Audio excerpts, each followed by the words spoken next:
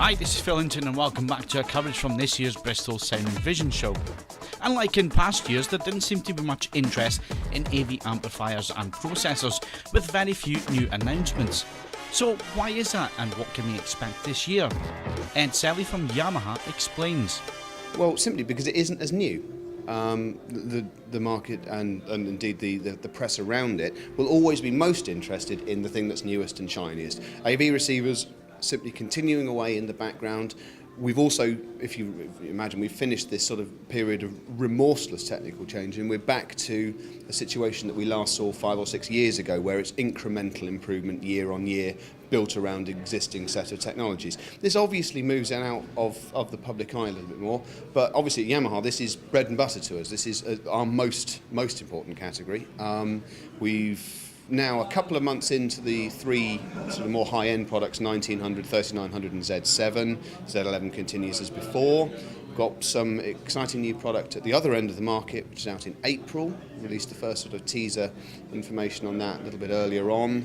And really we're continuing to try and offer the broadest spread of product that we can. The 250 to £3,000 to £5,000 sort of price categories, trying to be there, trying to be competitive in all of them. So that's the plan. Now, these new audio codecs, all your amplifiers can take these now.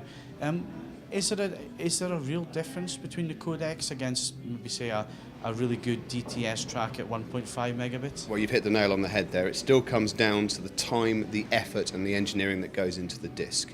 There are some truly terrible sounding Blu-rays out there in the same way that there are some truly remarkable sounding DVDs, indeed still are. There are some truly impressive examples of the genre. I mean, Wally stands head and shoulders above. It's not necessarily because it's an explosion fest, but it is just a seamlessly mixed, perfect soundtrack. If we get more of that, then it is worth it with knobs on. Absolutely splendid, but it means everyone has to raise their game.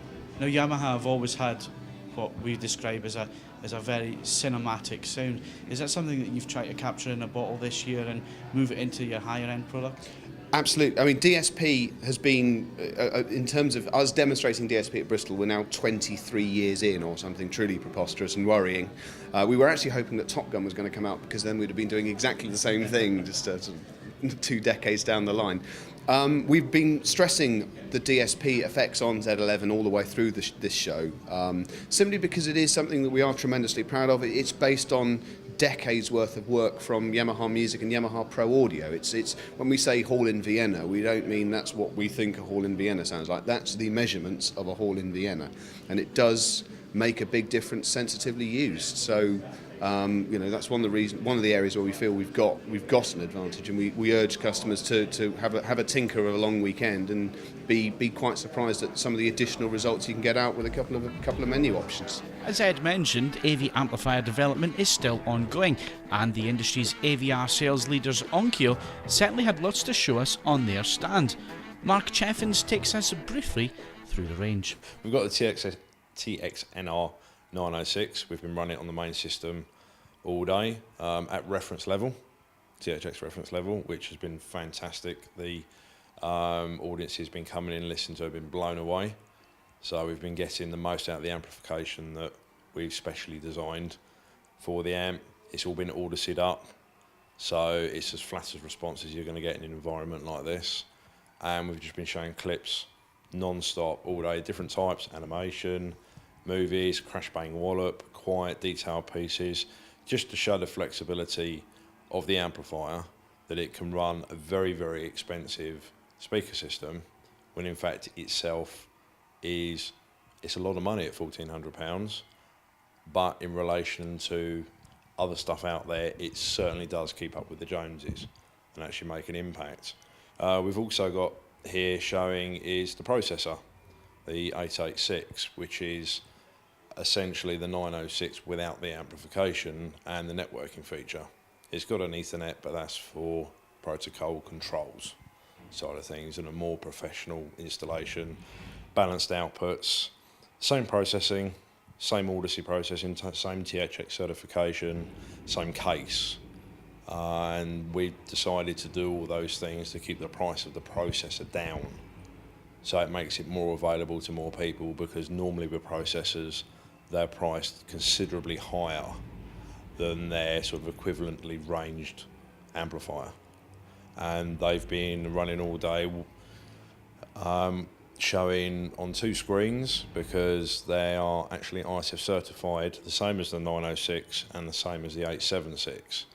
And we're the first people in the world to have the ability for colour correction, contrast, brightness, control on each individual input, as well as the global output of the actual amplifier or slash processor, which enables the end user to calibrate properly every single source that he's plugging into it, which is a first. Normally it's just the screen or just the projector. Now we've got the ability to do any source you put in there on any display. So you can actually have them all working as they should do, colour corrected, colour balanced, and with the THX certification along with that, you've got proper sound with proper picture. Everybody's a winner. So Onkyo still enjoy a large share of the amplifier market in the UK, and we move swiftly over to hi-fi specialist Arcam and probably the biggest AV release from the company in a while, the AVR 600. So how has development gone, and what does the product offer? Well, I hope the development's almost finished. We've started shipping products to the first early adopters who've been very helpful in feeding back a few last-minute wrinkles, which we're nailing on the head straight away. And the overall summary is it's gone down really well. You can read the forums and you'll read the positives and negatives on there, but the reception we've had from our distributors, who are also getting early samples, is very positive. We're a sound quality company, so though this is a fully featured product, right up to the internet radio and the full video processing and the like, we still spent a huge amount of time on getting the audio right, and I think that will show. So, you know, the real proof is stereo listening as well as multi-channel listening, and we think it, to be fair, it's better than anything that our colleagues overseas are doing at this point. So I mean, we're not talking a budget product here. There's a lot of development, a lot of audiophile products in there to make the product. But if someone's bit streaming the audio to it or using PCM, what differences are they going to find with your product compared to, let's say, a Japanese mass market Well, product? there'll be 2 areas. One will be in how we recover the clocks from the digital path. HDMI in particular is not very good at that. SPDIF actually is not very good either.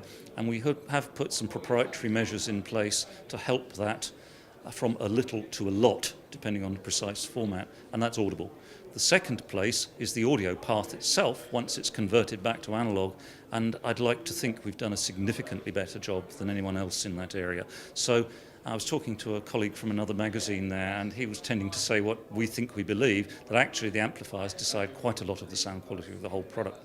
And I spent 2 years of my life on the damn things, so I hope people think it's worth it. So if one of our members has a Blu-ray player and they're thinking, well, do I send the PCM and let the player do the decoding, or do I send it to the amplifier and let the amplifier do it, what would your advice be? I don't think it makes a huge amount of difference. In the case we're running with, some of the time bitstream may be a little better, but I wouldn't even like to be definitive on that point at the moment. If everybody's done their job properly, it should always be pretty damn good.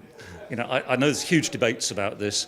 I don't think it's the major determining issue, though it is one of them. And what about these HD audio codecs? You're a member of quite a few industry bodies that talk about acoustics and sound mixing and so on. So what's your personal opinion on these codecs? Do you think they're worthwhile having, or do you think Dolby Digital done well is good enough? Oh, that's an open question. What I think I can say is this, that with respect, Dolby Digital at the old rates on DVD is not enough. Dolby Digital Plus, the higher bit rate, is better. DTS, even if it's at 1.5 megabits per second, or converting Dolby True HD or anything else back to that level, is actually pretty darn good. The True HD codecs are better again, but I don't think it's night and day. And that wraps up our look at AV amplifiers and receivers at the Bristol show this year. Stay tuned for more videos coming soon.